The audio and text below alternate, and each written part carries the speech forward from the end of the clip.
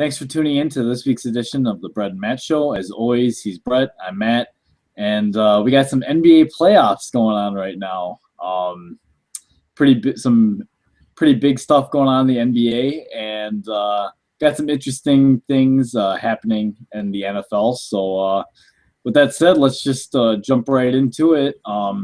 So at the NBA playoffs, the first game that happened Saturday was the Wizards at the Toronto Raptors. And I don't know, Brett, do you have any thoughts about that game? I thought going into the series, I thought Toronto was probably the better team, honestly, throughout the year. I don't think they have as much star power, obviously, as Washington has with a guy like John Wall. And Bradley Beal's pretty decent as well. Plus you got The Truth, who I don't care for, but he had a great, game one, 7 of 10 shooting. So as much as I don't care for Paul, I'll never have, I'm not going to discredit that game. And I was looking at something online too, and somebody tweeted it out, I think, and they said, this is actually a series that Toronto probably didn't want to have, in the sense that, Kyle Lowry being a point guard for them, being probably the most important part of their offense, and that team is he can actually be neutralized by John Wall. And if you look at that first game, he didn't have a great game. He was only 2 of 10 shooting. Actually fouled out, I think. Yeah, fouled out. Almost had as many turnovers as he did assists. So, you look at it, and it's weird. I'm just looking at the box score right now at the moment to kind of jog my memory and everything of what all happened that night. But the bench for Toronto did better than the starters. So that's probably not something that you see a lot of, and definitely not the recipe to win a bunch of games. So, hats off to the Wizards on that, getting that win first, and we'll see how the rest of that series plays out. Yeah, I agree with you, and it's interesting because, I don't know, just on paper, just thinking, the Wizards kind of seem like the better team, and even though Toronto's obviously the higher seed, they have home court advantage for this series. I almost was expecting the Wizards for some reason. They played a little better, and I really felt. Obviously Paul Pierce really stepped up. There had been kind of some bickering going back and forth between Pierce and actually the owner of the Raptors, who kind of called out Pierce a little bit, and Pierce pretty much said that he didn't think Toronto had the it factor when it came to being able to contend for a title. And in talking that, he obviously stepped up in a big way for his team and hit some really big shots. And I mentioned Kyle Lowry fouled out. I think he might have fouled out before overtime happened. So obviously that's a big loss. Even though he didn't have a great game, I gotta imagine that, he starts for a reason, and he was obviously an all-star. But yeah, actually about this series, I actually kind of was thinking of picking. We obviously didn't do picks beforehand, and in hindsight we probably should have, but I actually think Washington's going to win this series. Toronto, stats just show whoever wins game one tends to win the series anyways, but the Wizards already stole one at Toronto. I really think they'll end up walking away winners of this series. Yeah, like I said earlier, I thought coming in that Toronto, I thought, was probably the better team, but after seeing that first game, had we made picks beforehand, I would have picked Toronto to win, but we didn't. We get the benefit of having a game or two win, depending on the series we're talking about. And yeah, I'm gonna agree. I think that in the end, I think Washington ends up pulling this out. Who I think last year Washington, did they end up beating the Pacers, or did they lose to the Pacers? I believe they lost. They were good, fun games though. They weren't ready. Yeah, they didn't have. They won that first playoff series, I believe, and then I think they got to the Pacers, and their inexperience really hurt them in that one, I believe. Yeah, you're right, and they were fun games though.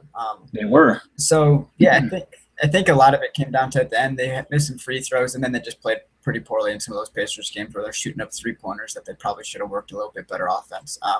But anyway, yeah, coming back to this year, so obviously they got some of that experience too. Toronto's been there, but yeah, I think Washington's going to pull it off. And like you said, your boy Paul Pierce is the truth, right?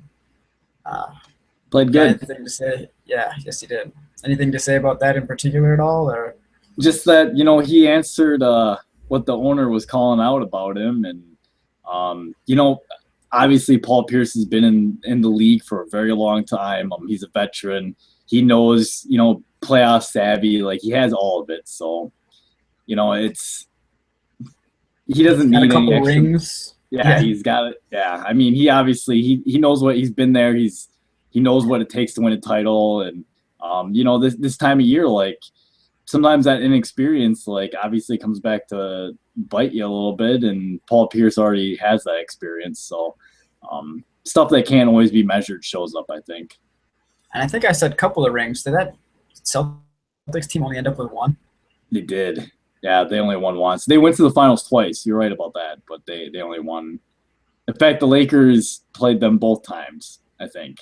I'm pretty sure they split those. They should have won the other one. I think the Lakers came back and won game from like 20 points down and won a game in the series, and then ended up winning the series overall. Yep. I think that actually happened both times. That's kind of weird. But yeah, so let's move on then. We had Golden State versus the Pelicans. Yeah, I mean, Golden State obviously coming in is probably one of, if not one of the more exciting teams, most exciting team in basketball. Especially with the Splash Bros. They're it's a lot of fun to watch, and it's not like you don't know. You can't. It's like a pick your poison. They're almost always going to have one of those two kids, if not both of them, go off. Plus, you got actually a really good supporting cast, I think, right now. Draymond Green has been playing great. Andrew Bogut is, Andrew Bogut's obviously a really skilled guy. He's a little bit older now, but I remember back when he was on the Bucks, he was always a guy that had some actual skill as a big guy, not just being a big body. And then you got other guys like Harrison Barnes too. So plus Andre Iguodala coming off the bench. So that's a pretty solid team. And then obviously the Pelicans, I think in the season, another stat I found that was kind of interesting is they played Golden State and New Orleans played twice without Anthony Davis playing. And like they got blown away both times, the Pelicans did, I think. But then like the games that he did play, the stats say I think he was only -4 or something like that. So they played much closer with him in the game. So obviously with him being here, kind of expected it to be kind of fun, competitive games, and we've seen that so far. But unfortunately, the Pelicans still probably aren't going to be winning this series. Not unfortunately, but it's just, they're not going to be – this won't be the upset that happens in round one if we get an upset. Sure. And I got to watch a lot of the first game one. And I just got to say, they were up by, I think it was 25 points at one point in the third quarter. And it just looked like it was going to be a blowout. And all of a sudden, the Pelicans came storming back to make that game one really interesting. And Anthony Davis was big time in the fourth quarter. That guy he's phenomenal. And in the second game, you mentioned how Bogut was kind of a decent piece to what they do. And I didn't get to watch all the second game because being here in Central Time, that's pretty late. And so I only got to watch a little bit of it. But one of the highlights that I watched, or not, it wasn't even a highlight, I watched it. There was a fast break opportunity for the Golden State Warriors, and Bogut sprinting down the court, and they threw up an alley-oop to him, and he threw it down. And I was like, why couldn't you have done this in Milwaukee? I was like, really? How many 7-footers can run the court like this? And so I mean, it just adds to their versatility that they have. But back to the series, Anthony Davis obviously does it all for it starts and ends with for the Pelicans with him. He really struggled in game 2 in the fourth quarter, which really, really hurt them because the game was up for grabs, and he just did not play well in the fourth, and it really hurt them. But going back to game 1, which I did get to watch a lot of, they came roaring back. And not that I want to say the Warriors got complacent, but I feel like it was good for them as a team to experience like having to like be on their heels because I mean I think God, what was it like Steph Curry sat out like the fourth quarter of like 15 games or something, like he just didn't play, and like that's just ridiculous that you're when you're that good that your best player can just sit on the bench and not have to do anything. I felt like these close games are going to be good experiences for them to get in the long run. Um, Obviously, to be honest, I really don't know if the Pelicans can steal a game here or there. This one might be a sweep. I think because these first couple games have been obviously, at Golden State, one of the louder arenas, I think, especially when they get going and how fun and exciting that can be. I think maybe the Pelicans could take one, at home, in New Orleans. But Sure. as far as the series go, there's not really, I don't think, much of a chance. So I will say shout out to Eric Gordon, former IU guy, getting his first taste of the playoffs in his career. Actually playing healthy, too. I think he's shooting like 9 of 14 or something from 3. So at least he's been doing his work from downtown. But yeah, as a team overall, there's not, I don't think, really a chance that they're going to be able to pull anything out. No, I I agree. So on to the next series, we have our Milwaukee Bucks going against the Chicago Bulls. A little bit of a rivalry. Teams meet up in the playoffs again. This is the first time since I believe they said 1990 was the last time these two teams met up in the playoffs. Boy, after watching these, I watched both games, all of the games, and I got to say, the first game, the Bucks, and Jason Kidd even said it, the Bucks, the first quarter shot over 60% in the first quarter. He even said himself, he's like, that's an anomaly. Like, that doesn't happen. He's like, the rest of the game we ended up shooting overall like in the 40% or something like that. Like 39. Yeah, it was not anywhere close to 60%. And I thought it was really funny that Jason Kidd right away said, "Yeah, that's not us. Like, we just got lucky." Well, that's, and bring that up when we're laughing at how bad that is, and that is pretty funny to go from 60 in one quarter to overall getting less than 40. It's averaging like 30%. The next 3 quarters. So that's pretty bad, but that's really going to have been the heel for the team all year, is that they can't really score. Good length, going to play some good tough defense, but there's not a single goddamn shooter on this team that I really trust to be a consistent scorer at all. There's really not. I mean, OJ Mayo goes in spurts, Bayless goes in spurts, Jared Dudley goes in spurts. Middleton. Michael Carter-Williams. Middleton, honestly, is our best offensive player. He really is. He's really good. It's unfortunate that the rest of the team, like, because there isn't any other offensive threat, the defending team can just gang up on Middleton, and there's just not a lot you can do. Yeah, the team just overall in general struggles offensively, which coincidentally, Jabari Parker coming in was, obviously averaging some decent points as a rookie, and the whole reason we drafted him in the first place was to help us offensively. So that's kind of a bummer. Honestly, the other thing, after watching this, Michael Carter-Williams really needs to add a jump shot. And I don't want to be critical of our young, budding, possibly star in Giannis. He needs to add a jump shot too, because the other team just leaves him open to shoot it, and he cannot hit it consistently. And, it's just part of being young, I guess. Especially, I mean, he can work on developing that shot, and it's good for the Bucks. The Bucks are the youngest team in the NBA playoffs this year, with an average age of like 25 years old. Obviously, there's a lot of guys who don't have playoff experience, so they're getting a good little taste of what the playoffs are like. Yeah, and you take out a guy like Zaza. I don't know how old he is, but take a guy like him out. Like our starting lineups, a bunch of young kids. I mean, Michael Carter-Williams is young, Giannis is young. I think Middleton's in his like second or third year. I mean, out of Texas A&M. Year. How did a guy from that school make it to the NBA? He's Come a on, second round pick. I don't think the fact that he's stuck is, I guess, good work on him to do that. Oh, But by the yeah, way, like I you just said, want I to mean, shoot a they're shout. young. Ilyasova sucks. Every time I watch that guy, he's missing shots. You should Gosh, close your eyes then. Close your eyes. Maybe they'll so go in. You'll get to bad. see the good Ilyasova. Why did we pay that guy all But that yeah, money? he's probably the guy that if we were gonna get some outside scoring, it'd probably be him and Middleton. And like you said, that just hasn't been there for him.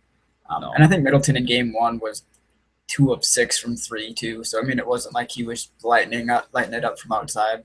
no. Pretty average night, I'd say, like 33%. So it is a little bit disappointing. I did pick the Bulls, I guess, before the season started to win the East. You took the Cavs there, so we'll probably end up getting. I think we'll get to see The next round. We'll probably get to see it. I wish it didn't have to happen so early. Yeah, me too a little bit. Of course, at least it's happening because it would have sucked if one of our teams lost before they got to play, so we couldn't give each other a little shit for that. Right. The Bulls.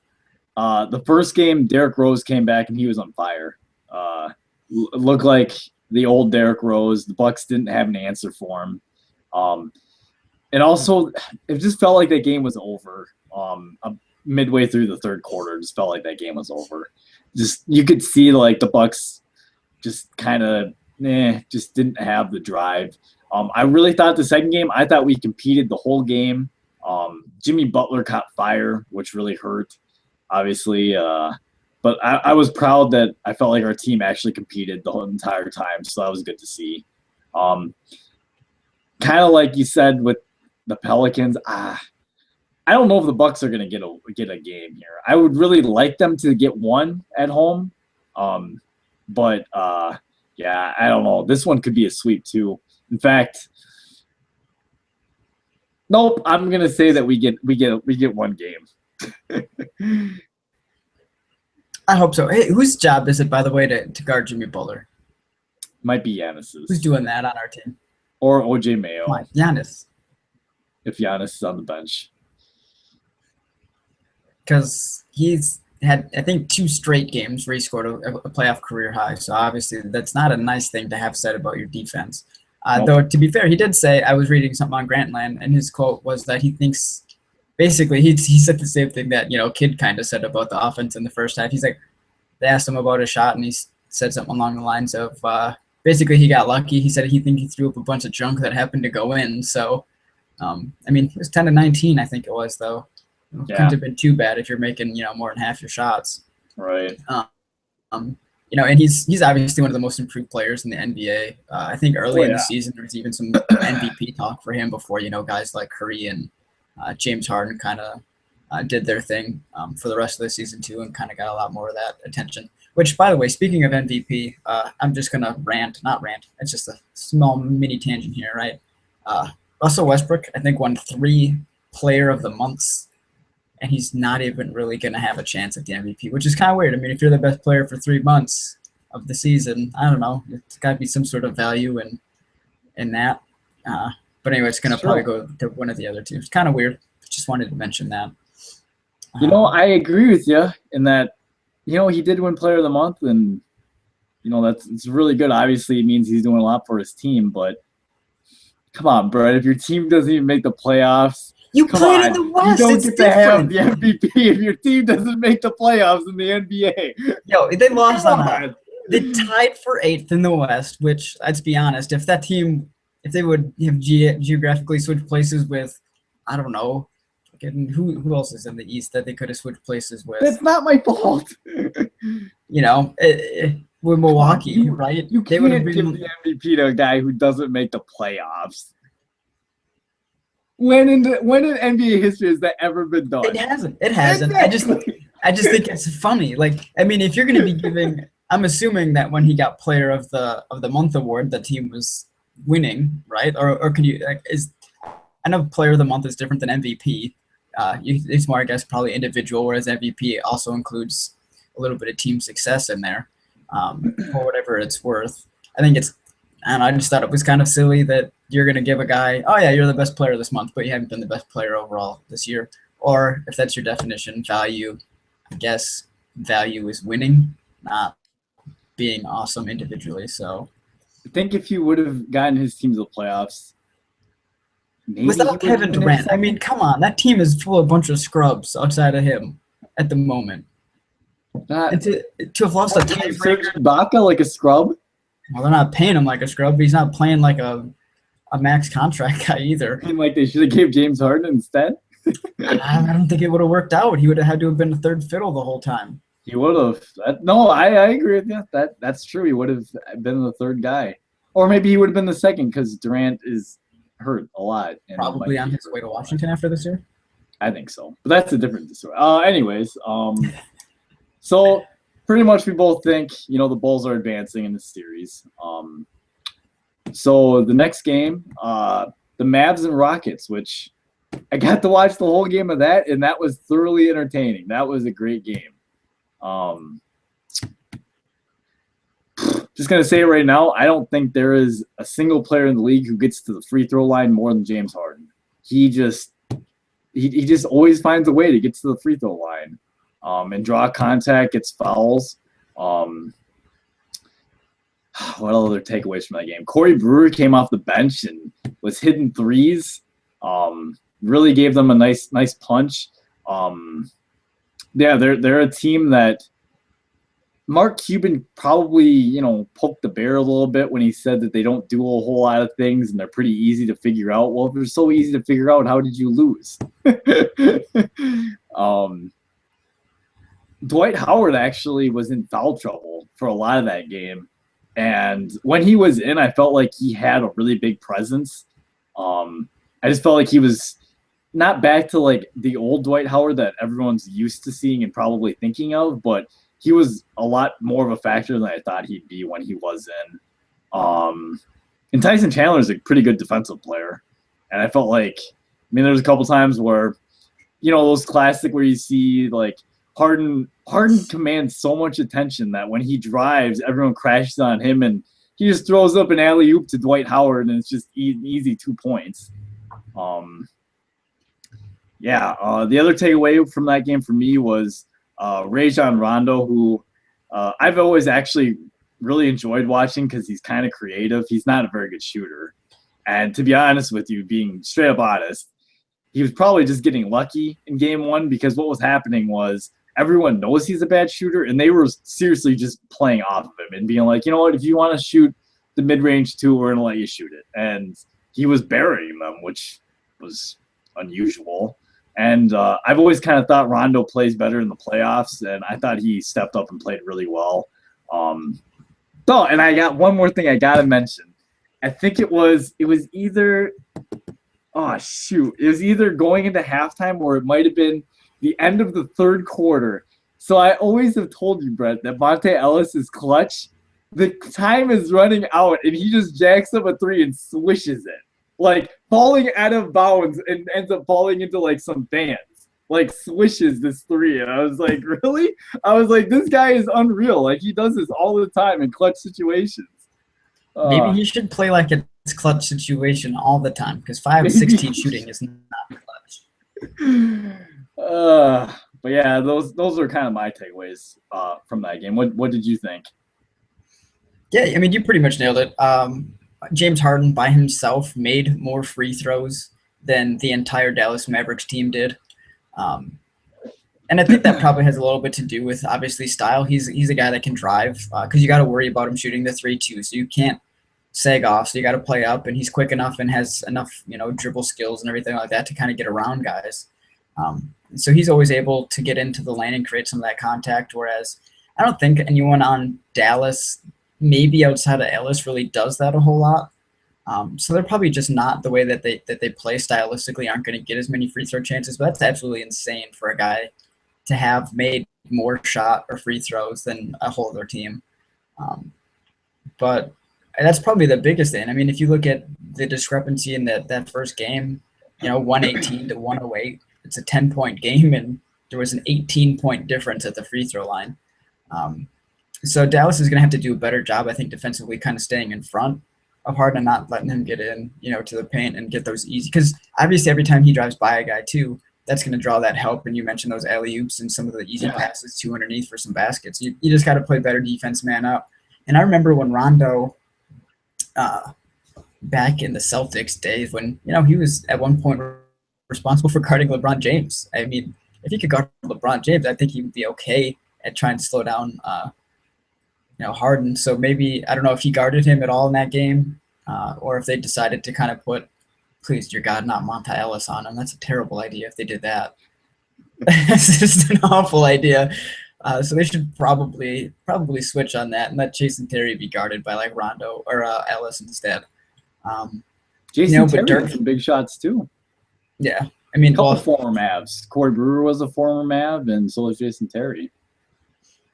That's right. And I was gonna say Terry almost was the reason they won a title. Him and Perea somehow were like the guy back in the day. But it was nice. I still like to see Dirk play well, and he did. But I mean, he's obviously going to need some extra help from the rest of the guys there. Still not very good defensively. Who's he responsible? Oh, he's probably a guy hacking Terrence Jones all day, huh? Yeah, there was part of that game was kind of hard to watch because it got to a point where Terrence Jones, and because Dwight Howard was in foul trouble, they ended up playing a lot of, believe it or not, they played Terrence Jones and then they play Josh Smith as their forwards together. When I say forwards, I mean like I think they play like the center Jones, either Jones or Smith at center. Which I guess those guys are kind of built similar in that they're both athletic and they are kind of bulky, so they handle their own. I mean, it's not like, I don't know, like it's not like the Mavs have a dominating center or anything. So, yeah, they really don't. They can probably get away with that for this series. Chandler's mostly known as a defender. He had 8 offensive rebounds in this game, though, and I'm going to chalk that up to probably, like you said, Dwight being on the bench and him having the opportunity to box out and use his bigger body against some smaller guys for rebounds, because he had a great game on the boards. But if that's the case, I wonder why he didn't just have more like putbacks and some other easy buckets underneath. You get 8 offensive rebounds, you're already under the hoop. Go back up strong, maybe. I don't know how many points they led to. Maybe he made the right decision, but I'm kind of surprised he himself didn't actually have more than 8 shots. So guarded by smaller bodies. So with that series, I think the Rockets are still going to win. I think it's going to take them 6 games though to win this series. Just kind of a gut feeling. I think the Mavs will end up, putting together a little something, but the Rockets are ultimately, I think, the better team. And that's it. The fun thing is that obviously it's a Texas rivalry, so you got a couple. These teams aren't very far from each other, and I think it should be a good series. But I am gonna say that the Rockets take it in 6. This would have been the series, I think, one of the series out west that if I was gonna pick an upset, this would have been the one. Sure. And unlike what I did with the Wizards and Raptors, where I'm flipping my pick because I didn't record the first one, I'm still going to keep it. I'm going to say the Mavs figure it out and somehow end up getting the victory in this one. I don't know why. Maybe it's just because I like Dirk. I want Devin Harris to kind of figure out do a playoff run since the guy hasn't really ever. He sucks. He played terrible. Hey, it's one game, all right? And he played less than JJ Barea, so that's kind of sad. He stinks too. Yeah, Brea had a great game. He was like 6 of 9. I don't know what his defense was like, but offensively, the dude was playing all right. He actually was scoring points and was making me angry. But yeah, I think the Mavs are gonna figure it out. I know Carlisle's he's the coach there, right? Yep, he's a good coach. Yeah, he's a good coach, and I think he'll figure it out. And then maybe he'll just look at Mark Cuban and tell him to keep his mouth shut for a minute before trying to talk against the other team before the series is over. Sure. So with that said, on Sunday we had right now it's going on. We have the Cavs and the Celtics, and I picked the Cavs to win the East anyways. I don't know what to say. I mean, if anything, for the Cavs, it's nice because I mean Kevin Love doesn't have any playoff experience. Kyrie Irving doesn't have any playoff experience. Yeah, I don't know what to say besides that. Kyrie Irving went off game one. God, he offensively he is a special player. He is just fun to watch. Kind of reminds me, kind of like the ability Steph Curry has to just pull from anywhere and jack up shots and drill them. Kyrie's kind of like that too. Like just can pull up from anywhere and nail it, and it's just yeah. I mean the Cavs. I don't. Not that I want to sound mean to Boston or anything, but it just doesn't seem like they're really like even like try. They just have so many weapons, and as long as like what up? Be mean to Boston. They had a losing record and they're in the playoffs, right? You can talk shit about them all day. You probably don't even deserve to be here, so you can be mean, but and say just straight up say, "Yeah, the Cavs are going to win it without trying." The Cavs are going to win it without trying. It's about as simple as that. I mean, how is tonight's game going? What's the score on that at the moment? Well, it was the Celtics did have a lead, and I thought it was about to go to halftime. And I think I'm trying to load it right now, but so I'll let you know what the score is here in a second. But yeah, the Cavs are just a better team. They're gonna advance. If anything, they want to get through this as fast as they can so they can maybe get a little extra rest before they have to play. Actually, probably a pretty tough team in the Bulls. Yeah, and I don't even really want to talk about like that this particular series a whole lot because Boston, which was funny because I think Coach Stevens finished ahead of Greg Popovich in like Coach of the Year voting and stuff like that because I don't think anyone really expected the Celtics to be even in the East, good enough to make it to the playoffs. Right. So it's kind of funny to see them there. And he finished ahead of, like I said, Popovich. And they asked him about that, and he said it was just bad voting. I mean, he knows that he said it's just bad voting. So I thought that was kind of funny. And you know, it's my twin out there, I guess, according to you. You guys look alike. I don't see it. Except he probably doesn't get as mad as you would get during some of these games. Maybe not. Maybe because he knows his team's not actually that good, so he probably shouldn't get that mad. He's just gonna say, you know what, hey, I basically, after a year of being with the Celtics, have now cemented my spot in the NBA and never have to recruit kids or coach college kids ever again in my life. So that's a good point. But yeah, Cavs are gonna win this series going away. If Boston makes this any sort of competitive series, it's just gonna be almost some sort of moral victory for them because they don't really belong on the same court as the Cavs, I don't think. Right. Yeah, so with that, we'll move on to the next series, the Hawks and the Nets. I didn't get to watch this whole game, like just flat out, like straight up watch it. I watched bits and pieces of it. Every time Joe Johnson touches the ball, the Hawks fans boo like crazy. I forgot about that.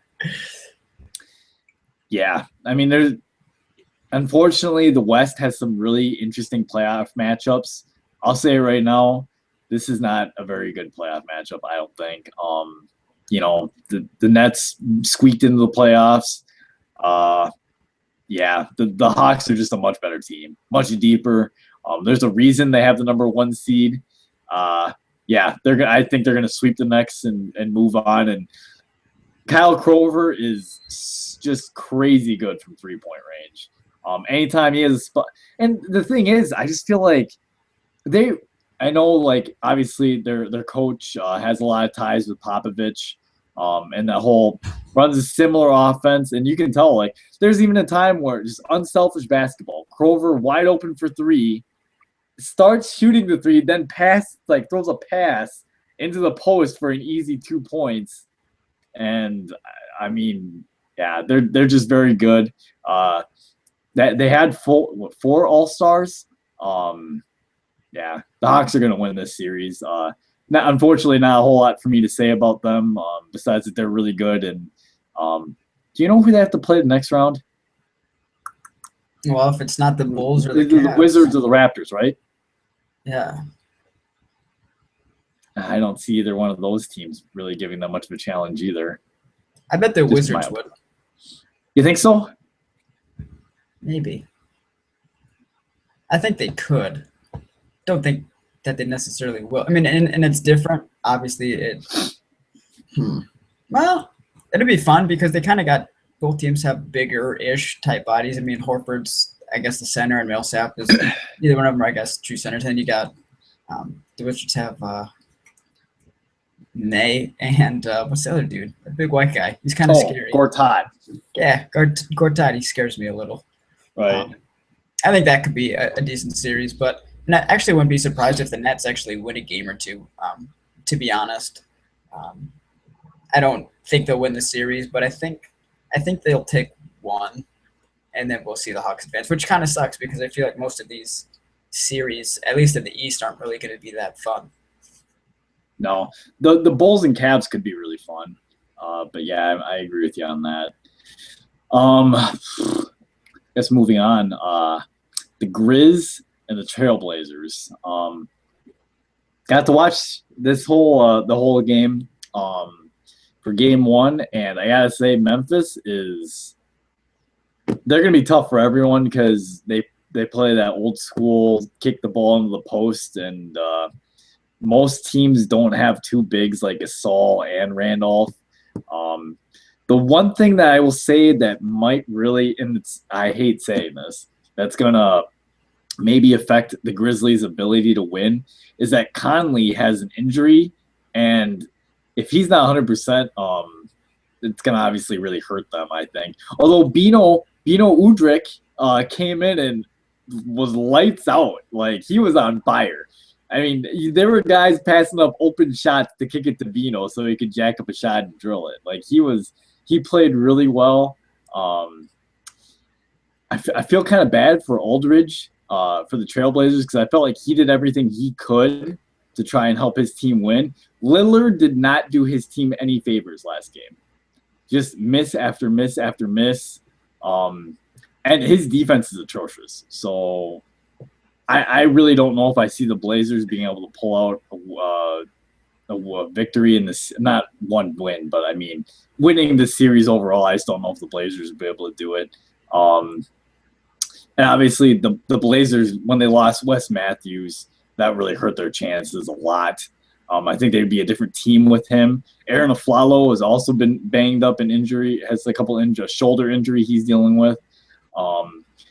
Ultimately, after watching this game, I think the Grizz will take it in 6. I think their inside presence is just too much for the Blazers. You know, it's funny because I feel like every time I look at a box score for like a game, teams put up a lot, and I mean a lot of threes. In the last game, Korver himself put up 11 threes by himself. Right. The Grizzlies put up 9 as a team. You know, and that just kind of gives you an idea of like their style. I mean, they're not going to start just shooting threes, and they don't really have, I guess, a guy that I would want out there probably putting up a lot of threes on their team anyway. Obviously, Carter, I think, was the guy that they kind of signed for that purpose, and he didn't make one, and he only played 14 minutes anyway. You know, Courtney, he's got the ability. I think Conley is hit and miss on that. He's a little bit streaky there, but yeah, it's a nice contrast of styles to see a team like the Grizzlies, because they do present a challenge. They're kind of like Wisconsin in that sense, I think. They are. They like to play half court offense. They like to wait for their bigs to get up the court, and then they kick it into the post. So I think it's something that's different, you know, for a lot of teams to try to defend. So while it's not always the prettiest, funnest, and maybe not even always the most efficient for them, you know, it's still something that presents a challenge for a lot of teams just because they don't have to guard against that style a lot, compared, especially to some of the better teams in the West. You know, you're looking at, you know, the best team over there obviously has guys that shoot 10 to 15 3-pointers by themselves. You know, so that team's always shooting up 3. So it should be fun. I like Memphis, another Wisconsin Planet team. Go John Lure. Played a good old 1 minute, and in that 1 minute, they didn't lose any points. So there you go.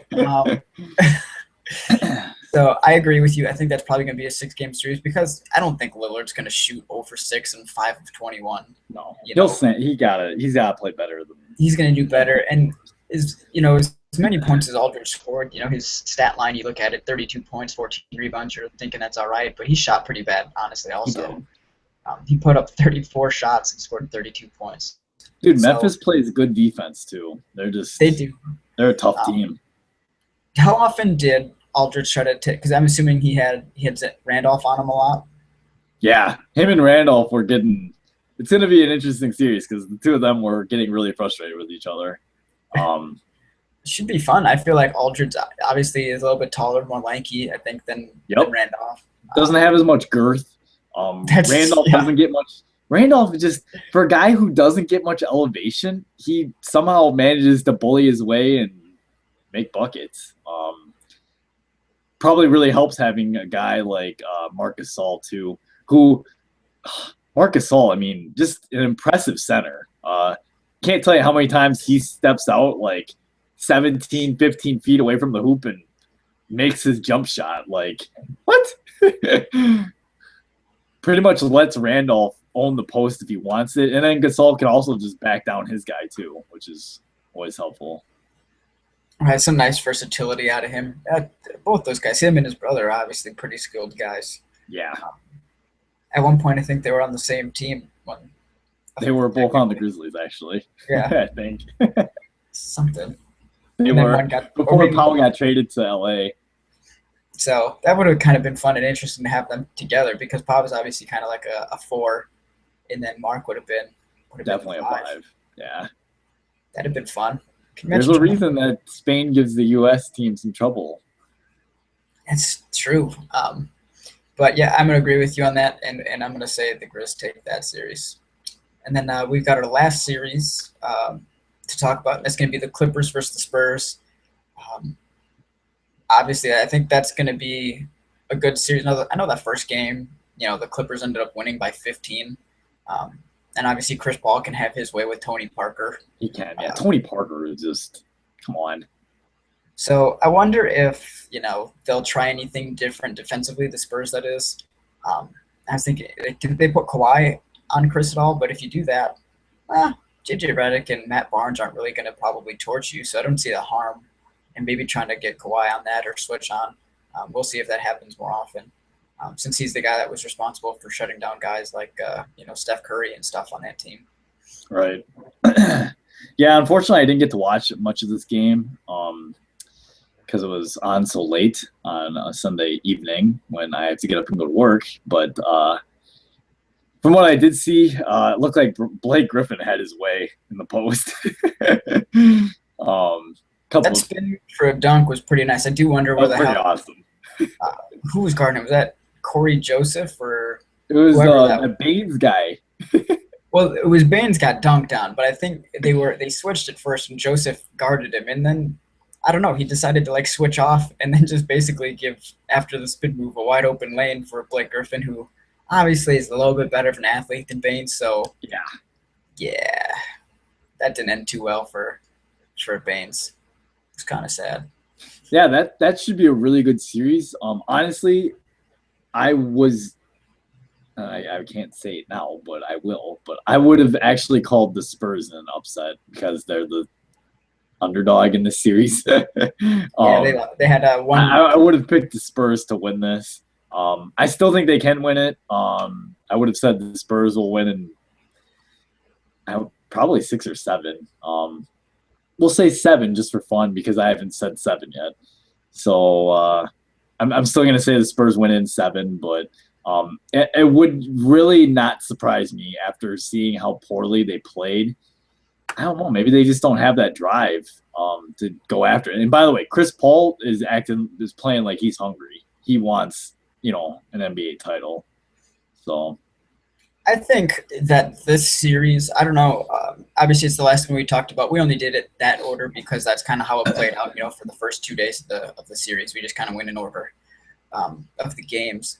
But, I mean, with this being the Spurs, this very well could be Tim Duncan's last year. Guy's 38. I think he turns 39 this year. Yep. Next week. Manu is old as dirt. This is probably their last go-round, I think. And obviously, it would have been nice for them to have gone out probably on a title had they just retired or something like that after last year. But I want the Spurs to win. I do. I know you hate the Spurs. I hate the You're Spurs. sick of them. But here's the deal, man. Like, this is the last time. Like, after this, you won't have a Spurs team to hate because there won't be any. Well, last year should have been the last time. And there won't be any Manu Ginobili. It's going to be basically Kawhi Leonard and Tony Parker for the next couple of years. And I don't know how good that team is. Kaminsky. He won't be around. He's not going to be around. Neither will Sam Decker.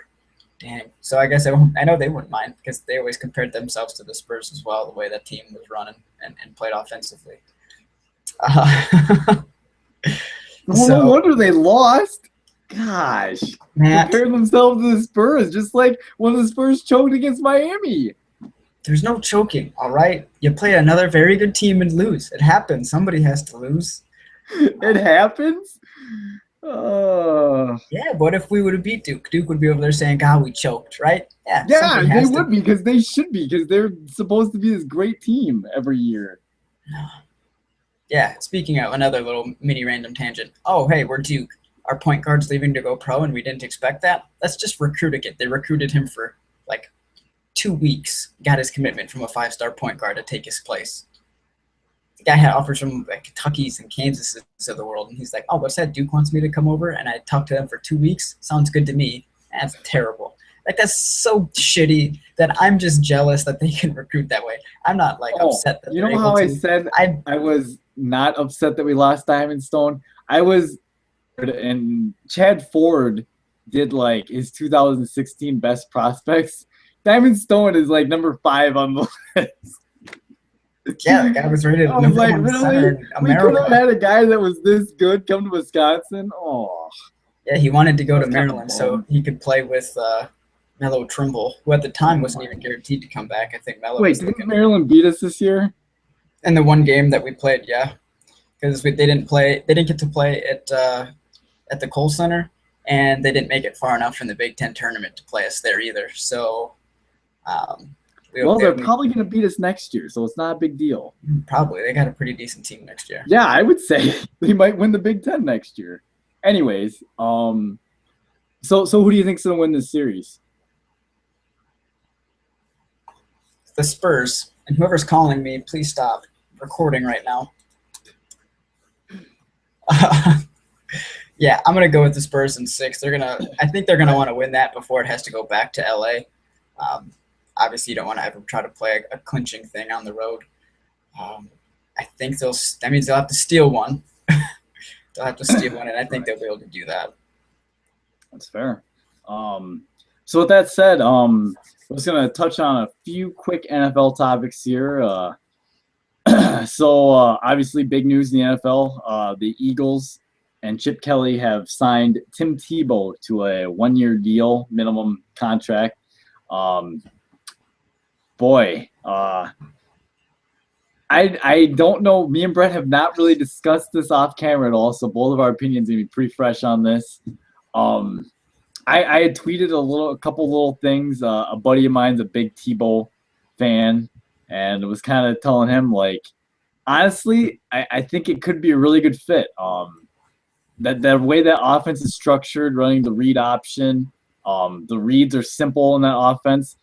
Tebow just has to be able to make throws consistently in the offense. Like, he doesn't need to do what he did in Denver all the time, where, more traditional. I mean, obviously they incorporated some read option, but there is no offense I felt that's like Chip Kelly's offense. His offense is pretty unique.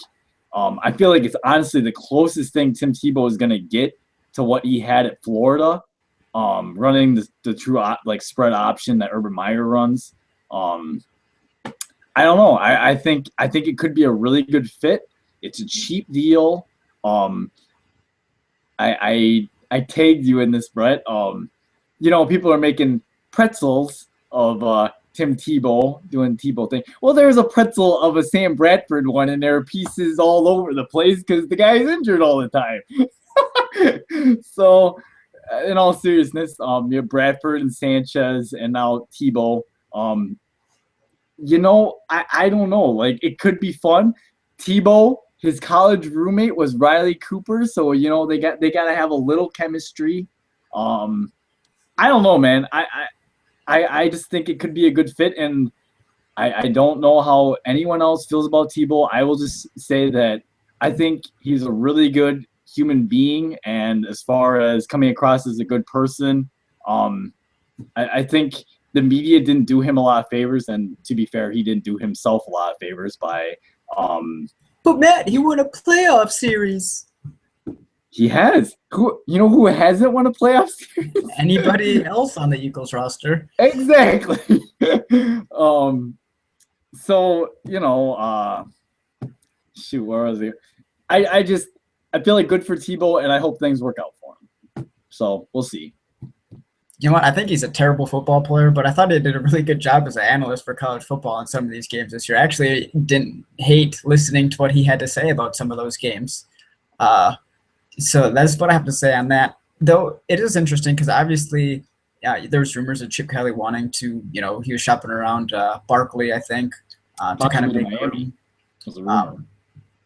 So obviously I think he's pretty serious. I strongly considered thinking that this just might be kind of taking a flyer on a guy who does fit the scheme and does some things well within that scheme, and just seeing what he can do in the preseason. But knowing that obviously you got Bradford, so you're going to need somebody else to be there. And if you didn't want, Barkley, that's just going to leave Sanchez. So Sanchez and him get to be on the same team again. Kind of fun. So I think that he's got a legit shot at sticking and making it, through the playoffs. Even though I texted my sister the other day and I said that it doesn't necessarily mean he's going to stay on the roster come opening. Well, yeah, he might not even make the team. But I think he might. I mean, if you look at kind of what they do, you mentioned the running and the zone and the simple reads and stuff within the offense. Something that I think Tebow does well is it's not great, by the way. The completion percentages aren't really they're bad. There's just no way to say it. They're bad. Yeah, but down the field, he's got a ball that seems to work well on longer passes. Just kind of has a nice loft to it where if the defender is playing kind of trail position on it, it's a little bit harder because he's got that little touch that goes over the top. He doesn't turn the ball over a lot. That might be because his ball is rarely close enough to anybody to catch. So I mean, there's a thing there, but at least his turnover efficiency numbers are okay. Obviously, we mentioned the mobility part. He's obviously a very mobile, strong guy. You look at if you just want to run a bunch of 2-point conversions every time you score, which Chip obviously has traditionally done. And he hasn't stopped necessarily that in the NFL. He still tries those gimmicks. Right. So, I mean, you're thinking, hey, we got now a beast of a quarterback who, at the very least, we can run some of those sneak, fake, top jump passes and all this other stuff to get you some extra points. And some other things like that, which would be kind of funny, like if you signed a guy just for that reason. But, hey, points are points, and the more you can get, obviously, the better off you are.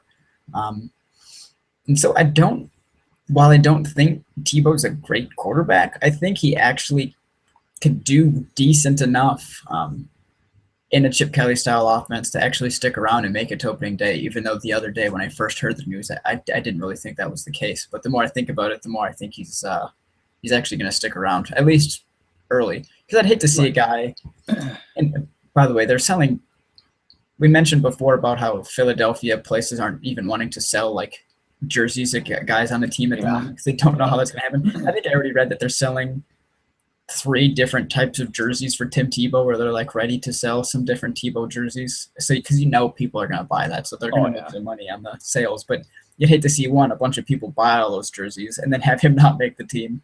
And then 2, the media and everything obviously blowing it up. We're, I guess, technically semi a part of that, talking about it on our show. So, but all the expectations and everything that are going to be placed on him, from his huge fan base that he has, and if it doesn't go well, guys like freaking Skip Bayless, I'm sure is going to have something stupid to say.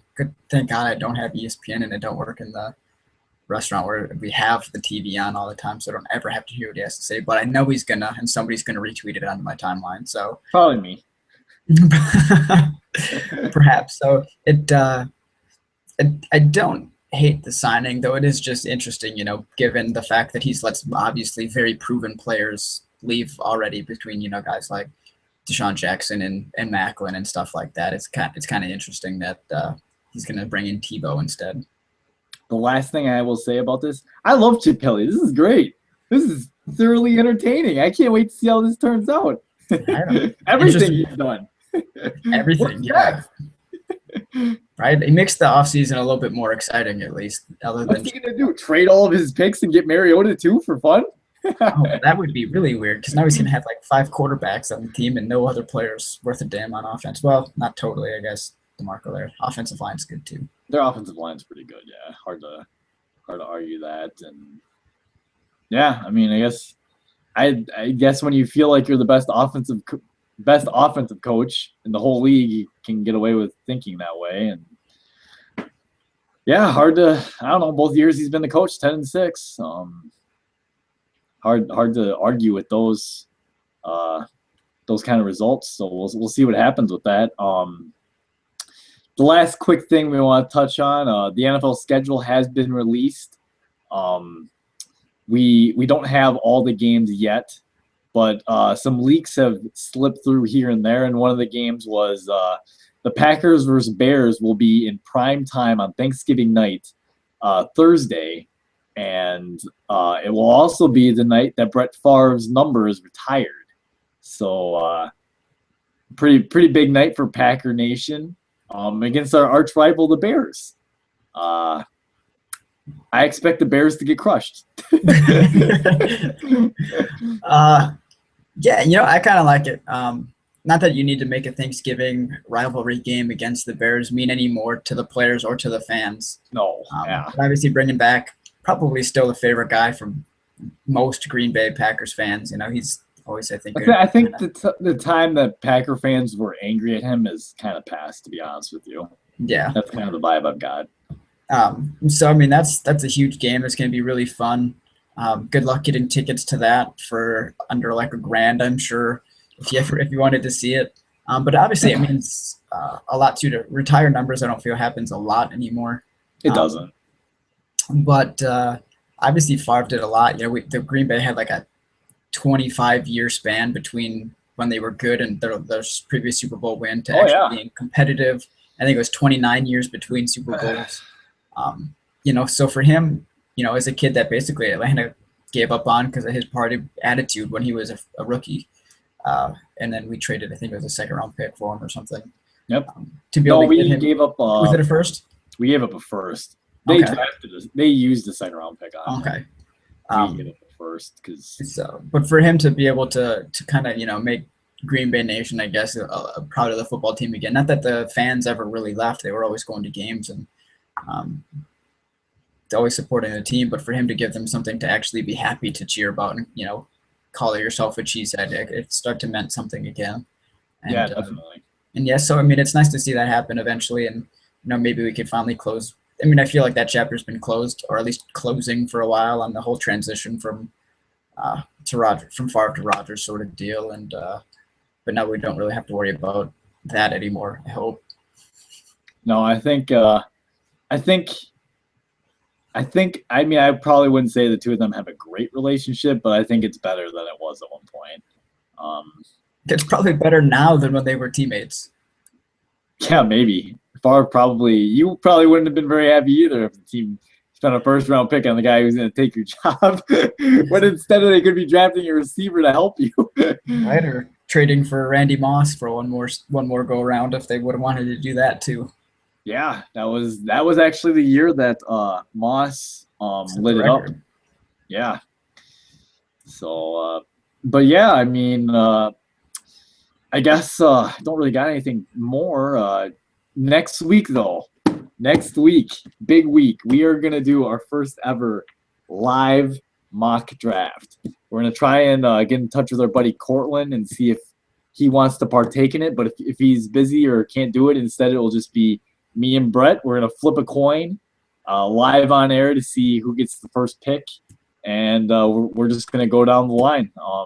Both of us are going to have our big boards ready to go. And I don't know how Brett's going to think, but I know I'm going to try to think the way that teams think. So, like, there are some teams that Packers, Ravens, they tend to just take the best available player regardless of need. I'm going to try to think how those teams would. And then there are definitely teams that value need over taking the best available. I'm going to try to do that as well, but it should be a lot of fun. It should be a lot of fun. Yeah, I'm excited for that. You mentioned we got to contact Cortland. Got to let him know how we're going to do it. Not to just come on board with a made-up mock draft, because if he does that, we take the player he thinks is going to go. It's going to change a lot of things probably in how we're thinking. So, yeah, that should be fun. I'm kind of excited for that because I know last year, at this time we literally went through every division, every single team before we got to the draft, and then we kind of just did. I think we did the draft in 2 different podcasts because it was such a long process. Yeah, it was a long process. So this should be fun, new, different, exciting, and hopefully everyone will be able to watch that, in one podcast instead of 2 this time. Yep. So with that said, that's all we got for tonight. So we'll see you next week. Bye-bye.